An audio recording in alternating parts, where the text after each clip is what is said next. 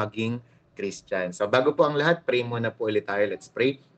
Aming Ama, Diyos na buhay, salamat po sa araw po na to na binigay niyo po sa amin upang makapag-OBS. Thank you, Lord, dahil nakabalik po kami sa pag-online Bible study. And we pray, Lord, na sa pamamagitan po nito, Panginoon, mas lalo pang lumawak, Panginoon, yung aming relasyon sa iyo, Panginoon, at mas lalo pa kami, Panginoon, na mapalapit, Panginoon, sa inyo, Lord God. I pray, Lord, na kahit po online po ito, kumilos ka po, Panginoon, Lord God. We apply the blood of Jesus sa himpapawid, Lord God. We apply the blood of Jesus sa lahat po, Panginoon, ng mga connections po namin, Lord God. And I pray na i-bless mo nga po ang online Bible study na ito, maging ang bawat mga tahanan, Lord God, at pamilya na nire-represent po namin, Lord God. Dalangin ko rin po, Banal na Espiritu, na tulungan mo po ang iyong lingkod na maipahayag ang iyong mga salita. And we pray right now na ikaw po ang siyang kumilos sa mga buhay po namin. Sa iyo po, Lord, yung pinaka mataas na purit pa salamat sa pangalan ni Jesus. Amen and amen. Ayan. So, why am I a Christian? Ayan. So, kasi nga po, 'di ba, madalas ang faith po natin ay napakahalaga.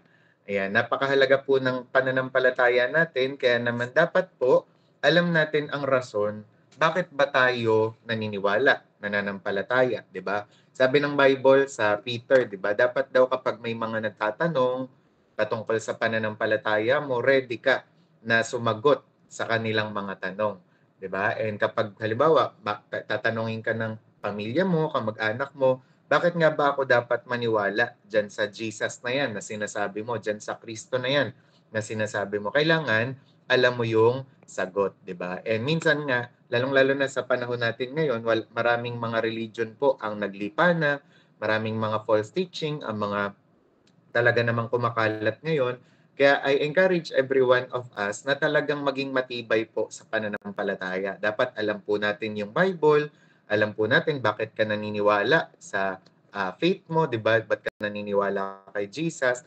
At itong mga sasabihin ko po sa inyong dahilan ay ilan lang po sa mga dahilan bakit nga ba ako Christian. Yan. Nandito po si Pastora Mary, maririnig niya po yung kasi actually po araw-araw ko po lagi ko po tong pinapakinggan and nai-inspire po kasi ko na i-share din to sa OBS po natin para naman sa ganun po, yan din po yung maging dahilan natin. Bakit nga ba tayo Kristiyano? Ayan. So una po dito, sabi nga po dyan, a lot of people's understanding of Christianity is actually a misunderstanding. Ayan. Naniniwala po ba kayo doon?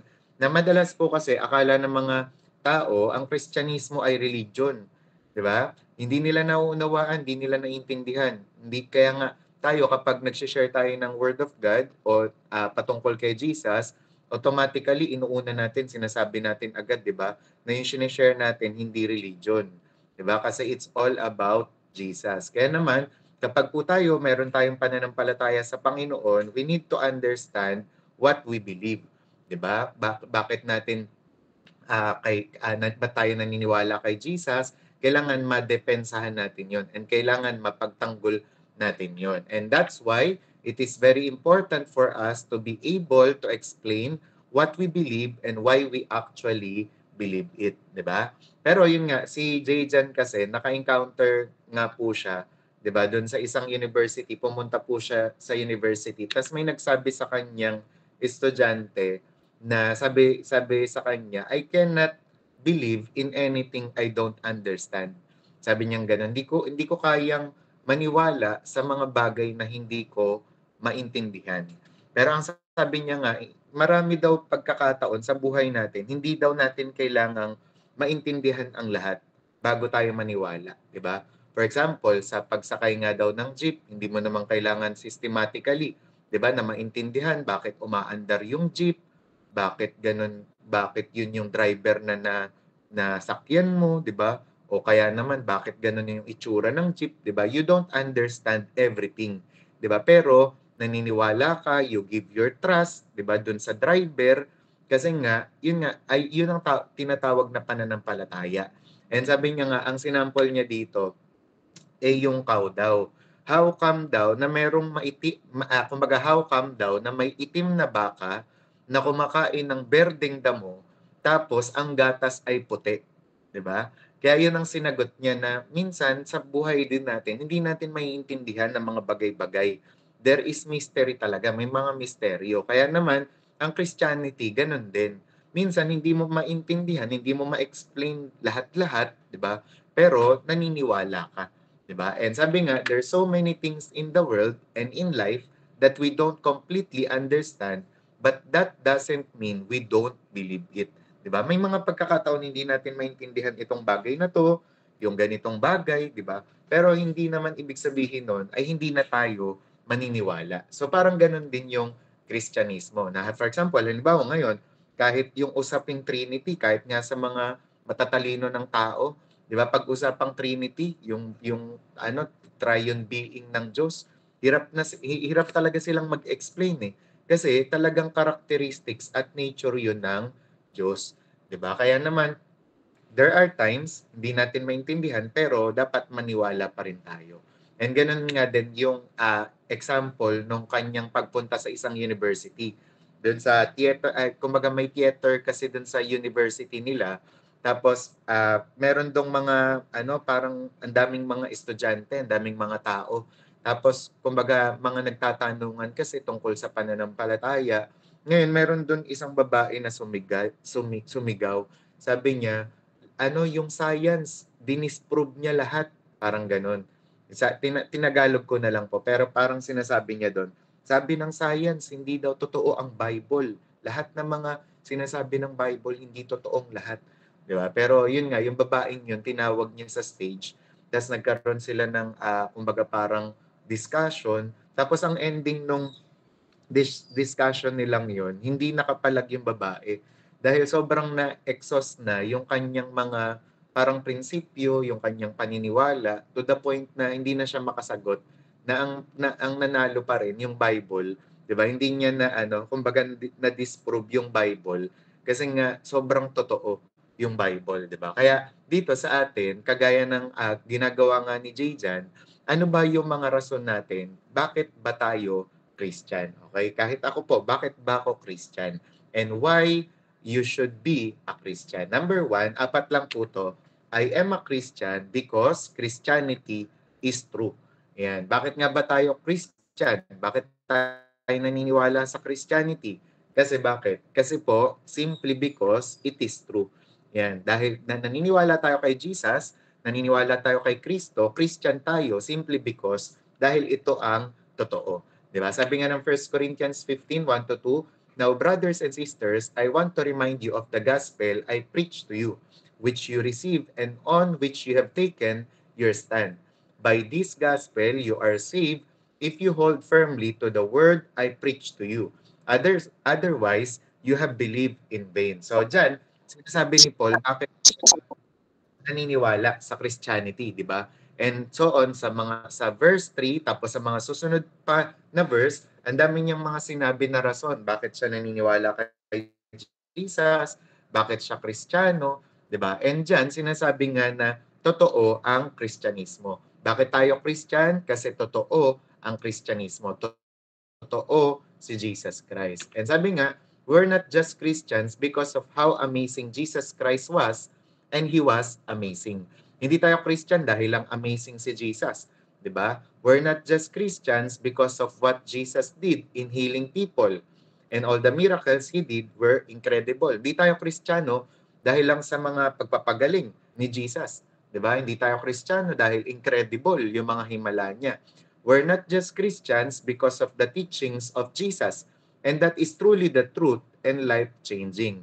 Oo, di ba maganda magturo si Jesus. Ang gaganda ng mga tinuro niya at nakakabago pa nga ng buhay. Pero hindi daw tayo Kristiyano dahil lang doon. Kundi, sabi diyan, we are Christians because Jesus Christ is the truth.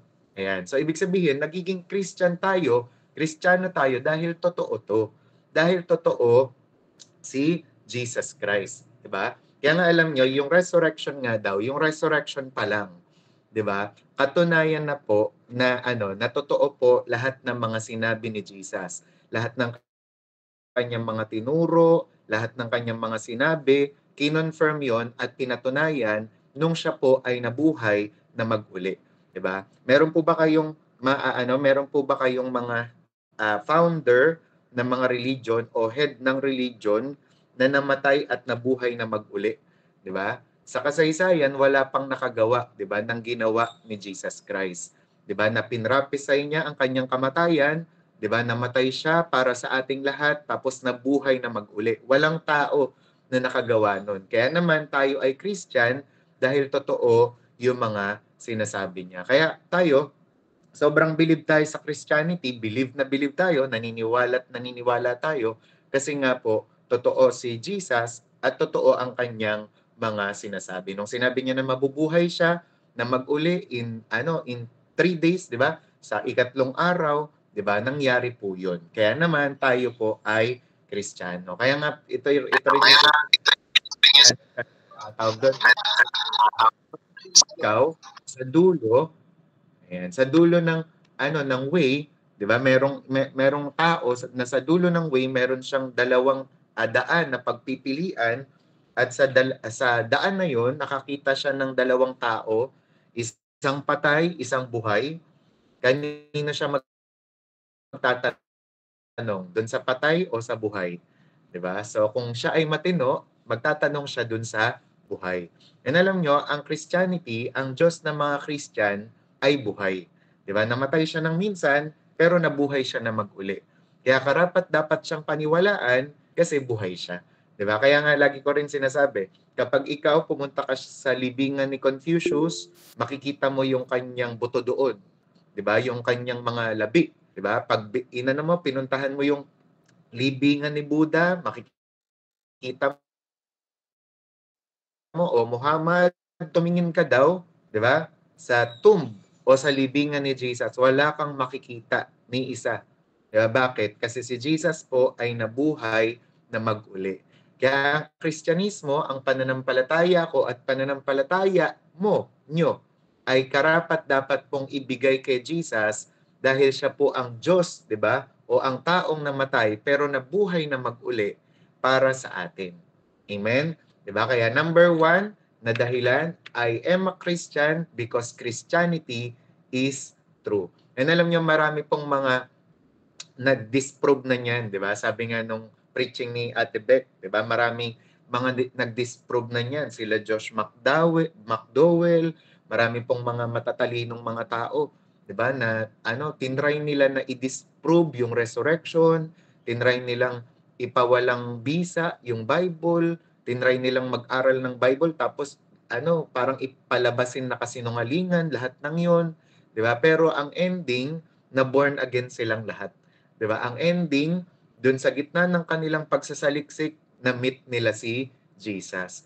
Kaya alam nyo, kung meron tayong dahilan kung bakit tayo magiging Christian o Christian, kasi ang Christianity ay totoo. Jesus is the truth. Ayan. Pangalawa naman po, why am I a Christian? Kasi because I need forgiveness.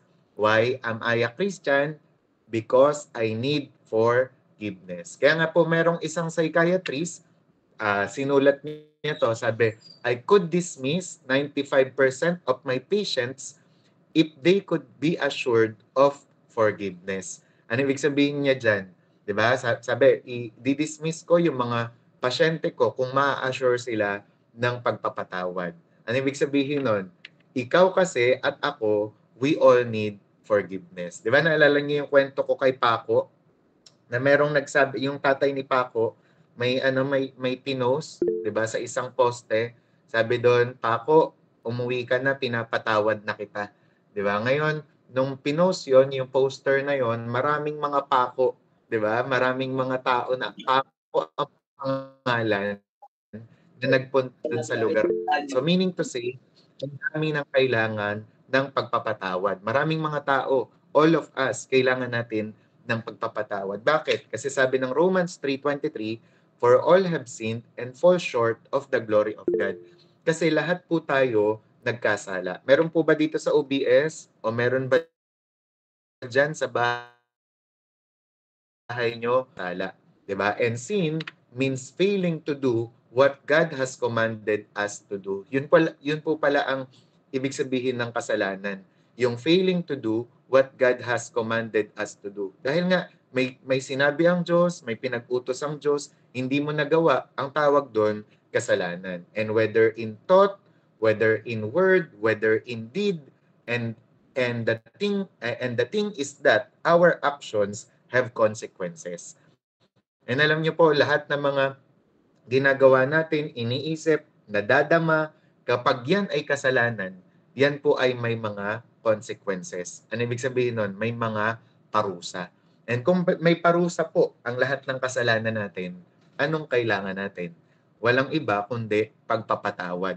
Forgiveness na galing sa Panginoon. 'Di ba? Kasi yung Romans 3:23 po na yan, may kaugnay po yan na verse, 'di ba? Yung Romans 6:23. Sabi doon, ang kabayaran ng kasalanan ay kamatayan. Eh dahil tayo ay makasalanan, dahil tayo ay nagkasala, anong pambayad natin? 'Di ba? Anong babayaran natin? 'Di ba? Kamatayan dapat. Kamatayan yung ibabayad natin. Pero dahil tayo, wala tayong sapat na kakayahan para bayaran yon, merong someone na nagbayad. At walang iba kundi si Jesus yon. 'Di ba? Kaya nga sabi, a lot of people don't believe that. A lot of people think, look, you can think what you want, you can say what you want, you can do what you want, and it really doesn't matter. Pero it does. Sabi nga, our actions, our attitudes, our beliefs, our behavior have the consequence of disconnecting us from God. Sabi nga daw po, tingnan pa lang daw po natin yung 10 utos ng Diyos, 'di ba? Manlulumo na tayo, madadaw na tayo. Kasi doon sa 10 utos ng Diyos, 'di ba? Lahat 'yon. Hindi po natin nasunod. Hindi daw po natin nasunod, 'di ba? Doon pa lang sa 'di ba? Sa pagsisinungaling, doon pa lang sa paggamit sa pangalan ng Diyos na walang kapararakan, 'di ba? So guilty na tayo doon eh. Kung meron daw po tayong kung i-examine daw po tayo ng Diyos at huhusgahan sa pamamagitan ng 10 Commandments, guilty po tayong lahat. Kaya ang kailangan natin, pardon, forgiveness. Diba? Pero praise God kasi yun ang ginawa ni Jesus. Sabi nga, sin works a bit like an overdraft in a bank account. Ano ibig sabihin po nung overdraft? Yung pong deficit. Diba? Yung for example, ito lang yung laman ng iyong savings, tawag doon, higit pa doon yung ginastos mo. 'Di ba? And ganun din daw yung kasalanan. Ito po yung standard ng Diyos, pero higit pa doon. 'Di ba? I mean, hindi natin hindi natin na target 'yon. Na-miss natin 'yon, 'di ba? Sabi nga, kaya naman lahat tayo may overdraft, kaya naman you cannot help me and I cannot help you.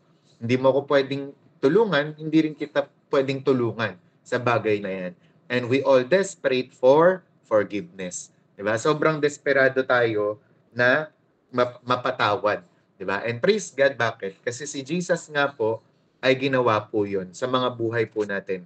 Namatay po siya sa krus ng Kalbaryo para tayo po ay patawarin. Okay?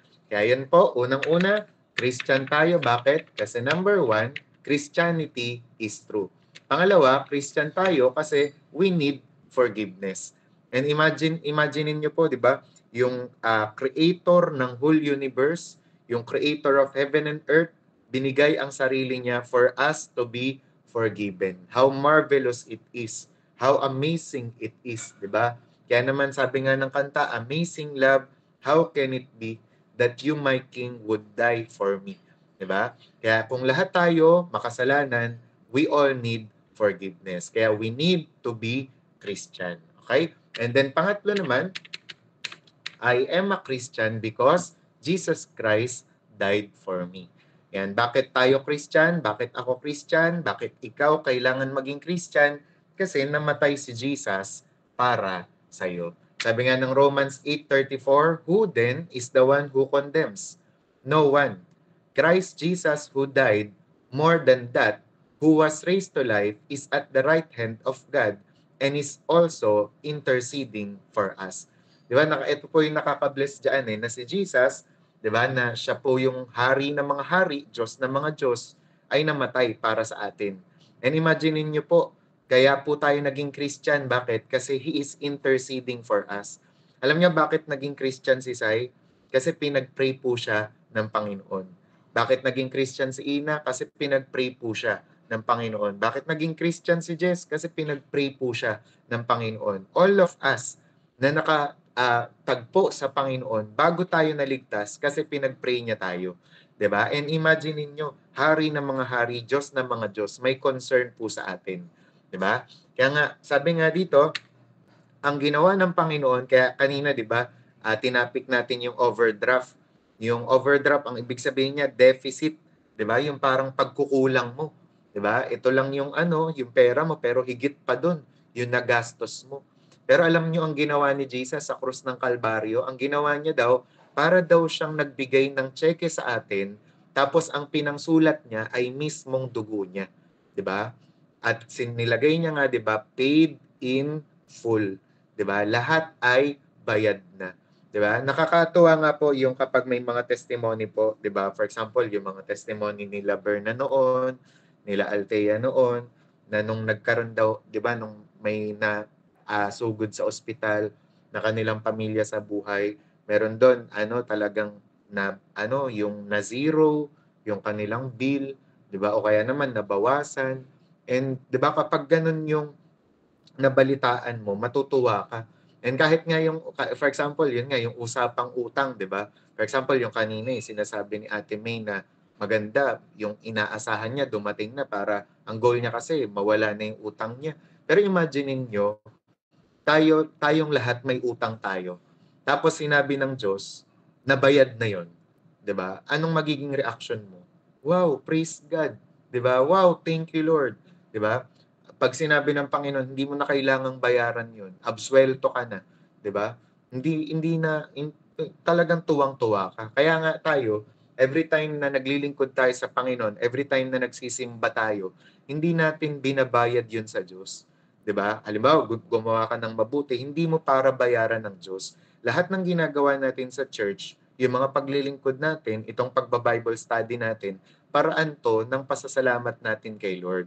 Pero it doesn't mean na porke nag-Bible study ka, binabayaran mo ang Diyos dahil sa ginawa niya. Hindi. 'Di ba? Tsaka 'di ba minsan may mga kasabihan tayo, ay magsisimba ako para mabawasan yung kasalanan ko. Hindi. Kasi doon pa lang sa krus ng Kalbaryo, tinanggal na ng Diyos yung kasalanan natin. 'Di ba? Completely, entirely, wholly, 'di ba? Tinanggal na. Kaya ang ginagawa natin ngayon, out of gratitude, out of thankfulness, dahil nagpapasalamat ka kay Lord, kaya ka nagsisimba, nagpapasalamat ka kay Lord, kaya ka nagba-Bible study, di ba? Pero again, hindi siya bayad. Di ba? Hindi siya parang utang na loob, tapos nagbabayad ka. Hindi po ganun. Kasi paid in full po tayo. And alam niyo po, ang isa pa po sa nakaka-touch tungkol sa Panginoon, kung meron daw man-made, 'di ba? Na kumbaga kasi sa langit nga daw, 'di ba? Lahat po ng bagay doon gawa ng Diyos, 'di ba? Yung perlas na gates, yung streets of gold, 'di ba? Yung tree of life, yung river of life, lahat po 'yon gawa ng Diyos. Pero alam niyo po ba, merong isang bagay lang na man-made dun sa langit, gawa ng tao. Ano po 'yon? 'Yun po yung butas sa kamay ni Jesus. 'Di ba? Bakit? Kasi nga po, 'yun ang pinambayad niya para tayo po ay maabsuelto. 'Yun po ang binayad niya para po mawala ang lahat ng kasalanan natin. Kaya alam niyo po kapag nagsa-sign language sa mga pipe, nakakatuwa po yung sign language sa mga pipe. Pag kunwari, ituturo mo sa kanila si Jesus, ang sign language sa mga pipe ganito. Ayan. 'Di ba? Kaya tayo may kanta tayong Jesus loves me, Jesus loves me. 'Di ba? Kasi kaya bakit ganto yung simbolo ni Jesus? Kasi si Jesus ay napako, 'di ba, para sa ating lahat, 'di ba? And naalala ko nga yung kwento nga rin ni Jay dyan noon kasi nung hindi pa siya Christian, meron daw siyang library na pinupuntahan. Ngayon sa library na yon, may tinatago siyang libro, nilalagay niya sa damit niya, tapos sinisibat niya. 'Di ba? Kumbaga parang inuuwi niya, nagnanakaw siya ng libro. Ngayon, nung naging Christian siya, nung na-meet niya si Jesus, parang may isang araw na sinabi sa kanya ng Holy Spirit na ibalik mo yung libro. Ibalik mo yung mga librong ninakaw mo. Then, syempre, siya, dahil nga bago siyang Christian, tapos talagang naniniwala na siya kay Jesus, ang ginawa niya, bumalik siya dun sa library na yon. Tapos nilapitan niya yung librarian, tapos inano niya, nilabas niya lahat ng mga libro na ninakaw niya. Tapos sinabi niya doon na ito po yung kumbaga mga libro na ninakaw ko. Na-meet ko po kasi si Jesus, tinanggap ko po si Jesus bilang Panginoon na tagapagligtas ng buhay ko. Kaya binabalik ko po yan. Alam niyo po, ang reaksyon ng librarian, nakatulala lang sa kanya. Tapos maya-maya kinausap siya. Sabi niya, sabi niya, alam mo ba na pwede akong tumawag ng pulis ngayon at ipakulong ka? Pero sabi nung librarian, pero dahil ngayon lang ako nakakita ng ganyan, 'di ba? Sige, absuelto ka na. Kaya alam nyo, lumabas daw si Jajan doon sa library na sumisigaw siya, yes, I'm free, I'm free. 'Di ba? Kasi yung katotohanan na dapat pala nakakulong siya, 'di ba? Ay hindi niya yung parang hindi niya ma-imagine na oo nga no, nagnakaw siya, dapat ang kalagayan niya makukulong siya, 'di ba? Pero dahil inabsuelto na siya ng librarian dahil nga kay Jesus, 'di ba? Dahil hindi makapaniwala dun sa kwento niya, 'di ba? Parang naramdaman niya tuloy, I'm free. And alam niyo, ganun din daw ang ginawa sa atin ng Panginoon. Na dahil si Jesus ay namatay para sa atin, pinalaya tayo sa lahat ng kasalanan natin, 'di ba? Na tayo hindi na tayo dapat makulong, hindi na tayo kinakailangang pumunta sa impyerno, mapunta sa impyerno kasi Jesus died for us. Amen. Ayan. Kaya una, bakit tayo Christian? Kasi una, because Christianity is true. Why am I a Christian? Because Christianity is true. Pangalawa, why am I a Christian? Because I need forgiveness. Wala po tayong mahihingan ng pagpapatawad na iba, 'di ba? Kundi ang Panginoon lamang. And alam nyo, nakakatawa kasi, for example, sila John Wesley, sila Charles Wesley, yan ang testimony nila. Na nung tinanggap nila si Jesus, they feel forgiven. Ang saya-saya daw nila pag-uwi. Nung tinanggap nila si Jesus, wala daw silang masabi kundi praise the Lord. Kanta sila ng kanta. 'Di ba? Kaya nga kahit yung mga kumanta ng Blessed Assurance, Jesus is mine, ang saya-saya nila nung tinanggap nila si Jesus kasi they feel forgiven. 'Di ba? Merong joy, merong peace na nararamdaman sila. 'Di ba? And ganun din yung kumanta ng Amazing Grace, 'di ba? Yung gumawa ng Amazing Grace. Amazing Grace, how sweet the sound that saved a wretch like me. 'Di ba? Kaya yun po. And then pangatlo, I am a Christian because Jesus died for me. 'Di ba? Wala na pong nakagawa noon sa atin kundi si Jesus lang. And pang-apat, last na lang po ito, walang iba kundi I am a Christian because Christianity works. Ayan. So bakit tayo Christian? Bakit? Kasi it works. Ibig sabihin nito, umi-epekto, mabisa, 'di ba? So mabisa siya sa libo-libong mga tao, milyon-milyon. 'Di ba? Kaya nga po ang ganda po ng sharing time po namin nung YA nung linggo. Kasi tawag doon, tinanong po namin doon kung bakit sila ganun. 'Di ba? Sagutin mo bakit ka ganyan, 'di ba? Eh di nagkwento-kwento na lahat magmula sa una hanggang sa dulo, ginabi na po kami doon sa Sunken Garden sa Munting Tagaytay, 'di ba? Then nakita ko doon habang pinapakinggan ko sila, parang naisip ko, grabe pala yung mga naranasan nila, no? Na kung wala ang Panginoon, 'di ba, nanatili sila doon sa kalagayan na kung wala ang Panginoon, grabe, parang pero magpapasalamat ka, magpapa-thank you ka kay Lord kasi dumating siya sa buhay natin. Natuwa rin ako, for example, dun sa buhay ni Vince, tapos sa buhay din ni John Paul. Although lahat naman nakaka-bless talaga, pero parang naisip ko, for example, grabe, yung mga kahit si Sai, 'di ba? Matindi rin ang mga pinagdaanan nito, pero dahil tinanggap natin si Jesus, dahil tinanggap natin ang Panginoon, nakita natin binago ng Panginoon lahat ng 'yon, 'di ba? Yung iba sa kanila galing pala sa ganito, sa broken family, may mga bisyo palang ganito, grabe pala yung mga pinagdaanan, 'di ba? May mga addiction na ganito. Pero dahil sa Panginoon, nabago ang lahat ng 'yon. And even I po, kahit ako po, I can testify po sa inyo, 'di ba? Since February 11, 2007, nabago po talaga ni Jesus, 'di ba, ang buhay ko. 'Di ba? Makakapag-testify po ako sa inyo, why am I a Christian? Kasi it works talaga. 'di ba? Nawala po lahat ng mga fear ko, lahat ng mga takot ko mula sa kamatayan, lahat po ng hiya ko, nawalang lahat, 'di ba? Because of Jesus Christ, lahat po ng mga vanity na nararamdaman at nararanasan ko noon, nawala. Talagang binago po ako ng Panginoon. Talagang yung mga pagmumura ko rin dati akala ko ay dati ano yung pamilya ko hindi nila alam na nagmumura ako.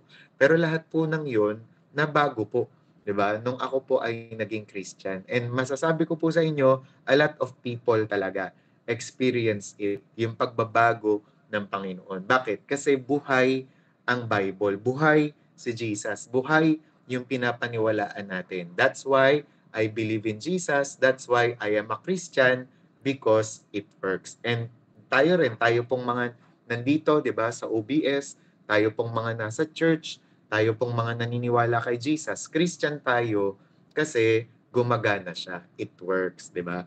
Kaya nga 'di ba sa panghuli natin na thought, sa conclusion natin, si Reinhard Bonnke, meron pong may nagtanong sa kanya.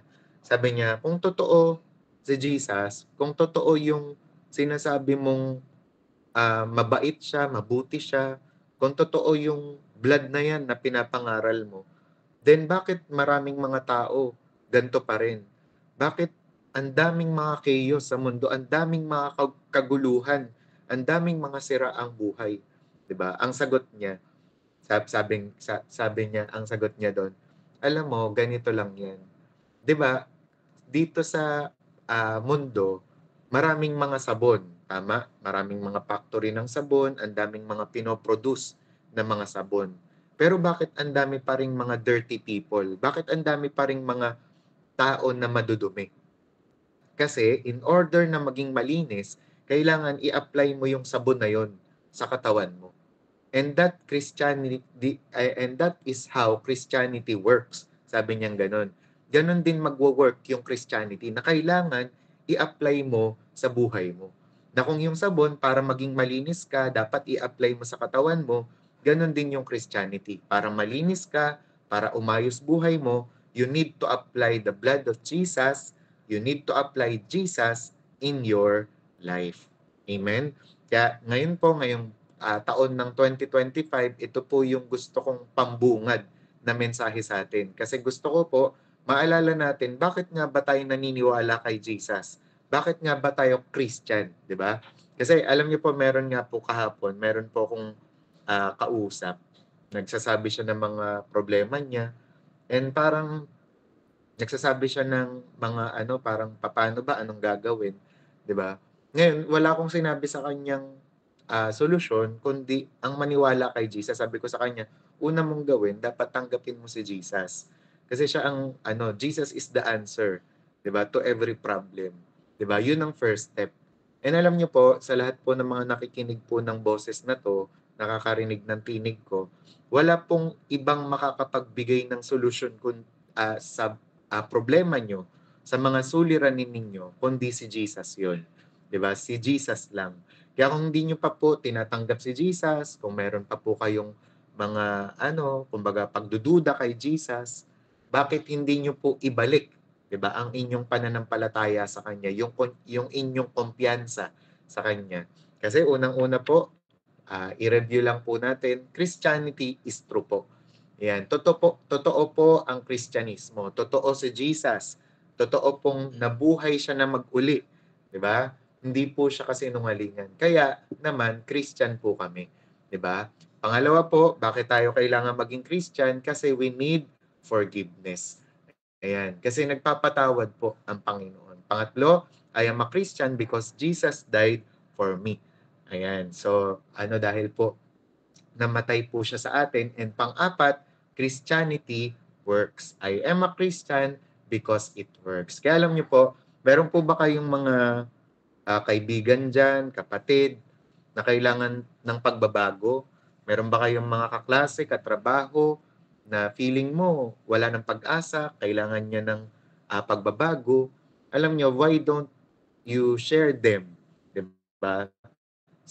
Si Jesus. 'Di ba? Bakit hindi mo i-share yung iyong pananampalataya kay Jesus? Kasi inuulit ko po, siya lang po ang sagot. Siya po ang solusyon sa lahat ng problema ng mga tao. Amen? Kaya ito pong taon na to, i-claim po natin, di ba? Na unang-una, tayo po ay maging Christian, di ba? At yung Christianity ay makita sa atin, and sa pamamagitan po natin, dumami pa po ang maging Christian. Amen? So, yun lamang po. To God be the glory. And so, sige po, pray po tayong lahat.